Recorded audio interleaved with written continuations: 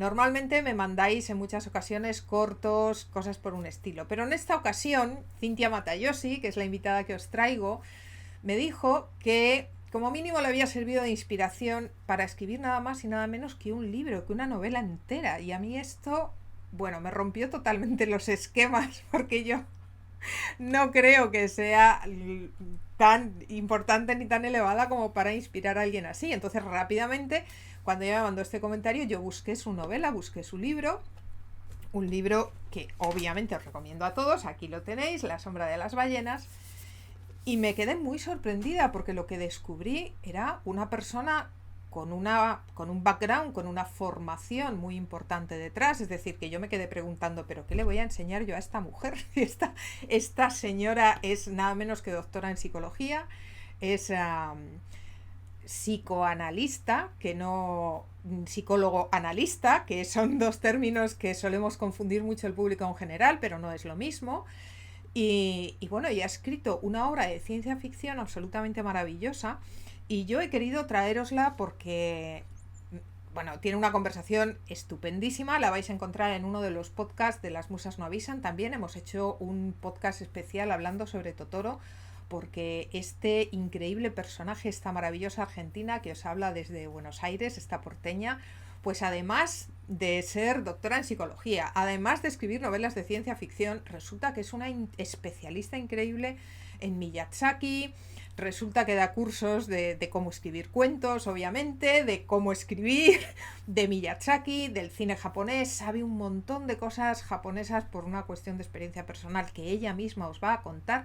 Y yo no he podido menos que traérosla y, bueno, pues hacerle en público un montón de preguntas. Algunas se las he hecho ya en privado, pero otras no, que quiero que os conteste a todos vosotros y que os hable pues tanto de la experiencia de escribir, porque ya sabemos que no es lo mismo escribir novelas que escribir guiones, hemos hablado muchas veces de ello, pero escribir es un acto tan sumamente rico y tan sumamente enriquecedor que yo creo que vale la pena que todos juntos disfrutemos por un momento de esa experiencia y de ese saber hacer de alguien que ha pasado por ahí y en el que yo estoy muy interesada, porque como ya sabéis, yo también estoy escribiendo mi primer libro, mi primera publicación, que saldrá a principios del año que viene, y hay un montón de cosas que le quiero preguntar.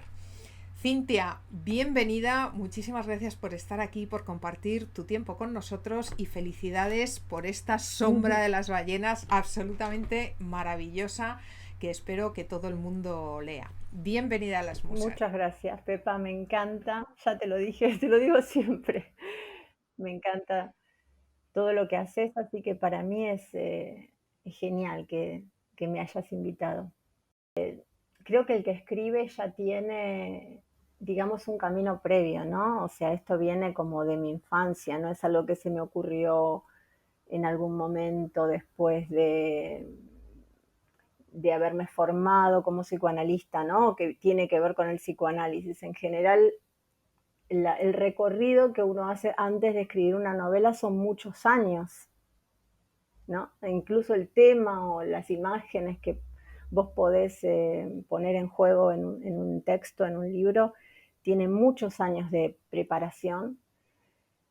Yo siempre quise escribir, siempre quise ser escritora y bueno, por cuestiones de la vida hice una carrera académica muy intensa, un doctorado y acá vos sabés que en Argentina hay una institución que se llama CONICET, que es como para entrar a trabajar en el ámbito científico.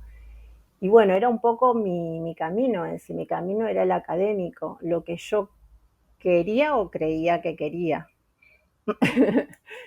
Por esto que vos mencionabas de la cultura japonesa, estudié muchos en proyectos de la Universidad de Buenos Aires, en la Facultad de Psicología, donde podía metía cine japonés, literatura japonesa y hacía como un estudio hacíamos, ¿no? Porque trabajábamos en equipo, de la literatura y el cine en relación con la subjetividad.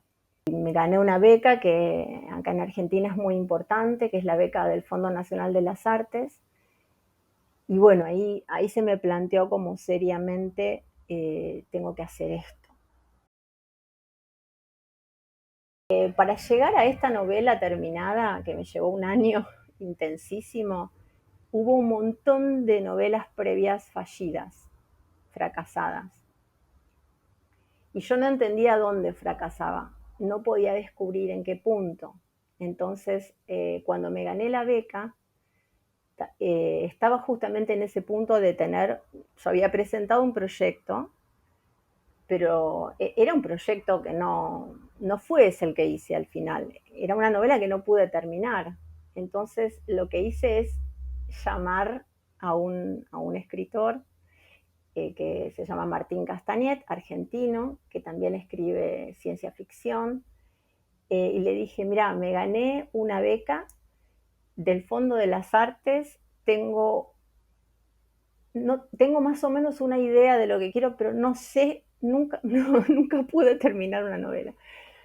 El tema de tus podcasts y de tu programa técnico, a mí me sirvió muchísimo, primero porque yo creo que para romper una estructura, primero hay que conocerla, ¿no? Y yo sabía que no quería hacer algo convencional, pero para poder hacer lo que yo quería necesitaba tener una idea básica y fuerte de lo que es un texto, de lo que es, a mí me parece que el guión es algo que aporta muchísimo a los escritores de narrativa y no es una cosa que invente. Yo conozco muchísimos escritores que son guionistas o que estudian guión y que es la parte fuerte, ¿no?, que tienen luego la escritura, más allá de que uno después la quiera romper. Y yo eso lo veía como con cierta envidia, decía, a ver, ¿qué es lo que tengo que saber acá?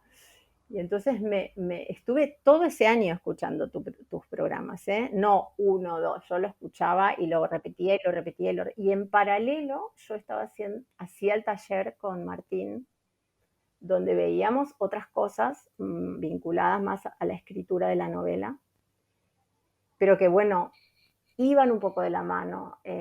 O sea, luego yo jugué con la estructura, pero yo necesité conocerla, necesité saber cómo era que se estudiaba. Un poco mi fantasía era que la novela yo la pensaba como, no como un guión de cine, pero sí como una película. Y quizás por eso también ahí se cruzó el tema del guión. Hundirse, lo llamaba así, ¿no? Como aprender a hundirse. Yo no hago meditación ni ninguna técnica particular, así que para mí era como difícil entender y en acto, en la escritura lo iba viendo. Eh, es muy complejo transmitirlo, pero me parece que es fundamental luego para el proceso de escribir. Por eso mi manera de hacerlo fue primero tener una base de estructura de la novela muy clara. Lo primero que nosotros trabajamos fue la estructura de la novela. O sea, yo sabía que eran 3 actos, yo sabía que había momentos de giro, yo sabía quiénes eran mis protagonistas, que eran 3.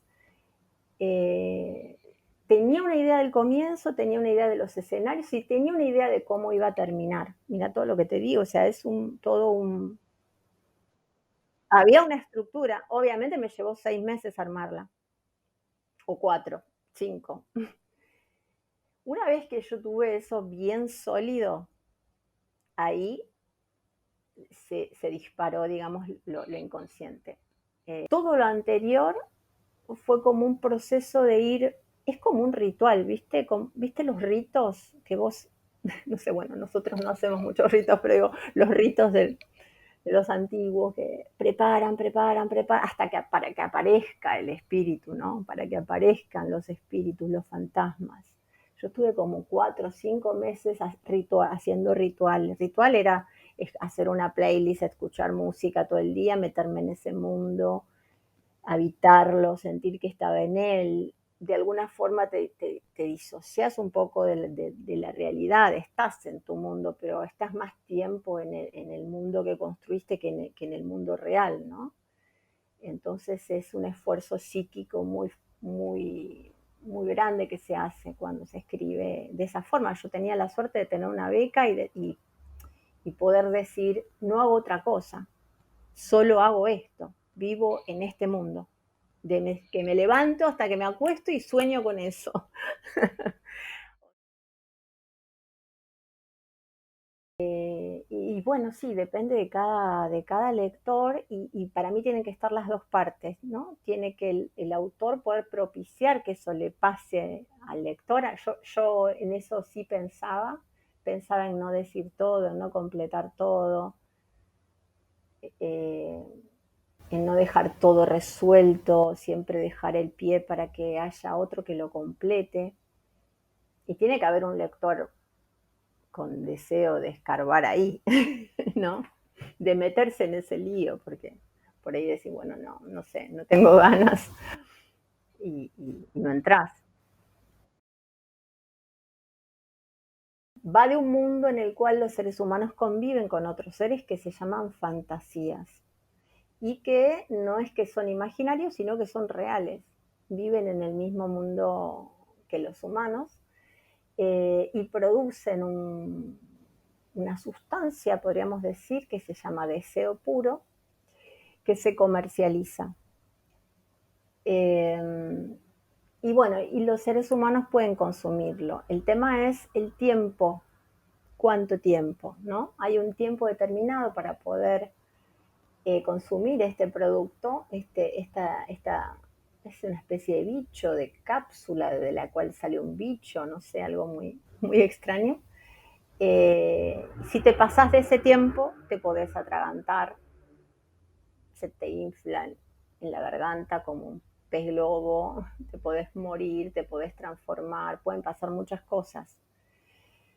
Y bueno, y la novela arranca con una nena chiquita que consumió eso y que está internada y están tratando de curarla, ¿no?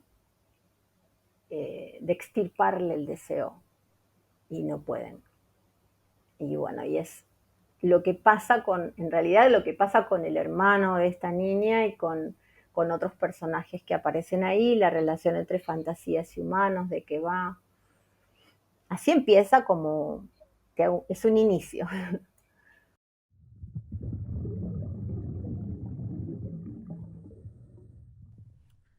Fran se conecta habitualmente con fantasías. Intenta que no sea siempre la misma chica.